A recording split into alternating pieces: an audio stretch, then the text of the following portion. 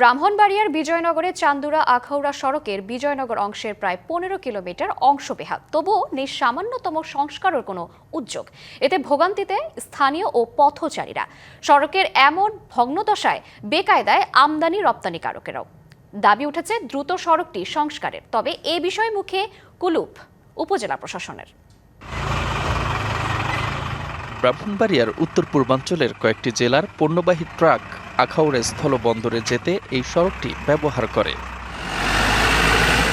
অথচ সামান্য বৃষ্টিতেই সড়কটিতে দেখা দেয় জলাবদ্ধতা। ডুবে থাকা গর্তে প্রতিদিনই ঘটছে ছোট বড় দুর্ঘটনা, যানবাহন আটকে পড়ছে অহরহ। প্রতিদিন মৃত্যু ঝুঁকি নিয়ে সড়কটিতে চলছেন হাজারো মানুষ। রাস্তা এত খারাপ হয়েছে, যতবার আসে এতবার আমরা গাড়ি ফাঁসা থাকা কষ্ট করে, লেবার নিয়ে কষ্ট করে। বৃষ্টি হলে কোমর পর্যন্ত পানি লাগা যায়, গাড়ি চলাচল তো হয়ই না, হাইটা পর্যন্ত যাওয়া যায় না।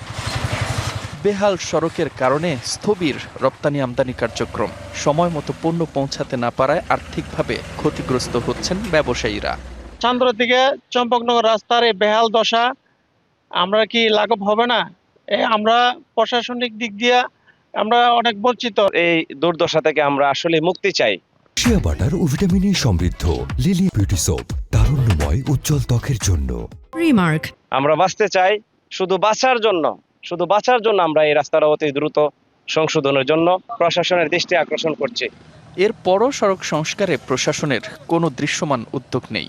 এ বিষয়ে জানতে চাইলে এড়িয়ে যান বিজয়নগরের উপজেলা নির্বাহী কর্মকর্তা সাধন ত্রিপুরা। উপজেলা প্রশাসনের এমন নীরবতায় ক্ষোভ জনমনে।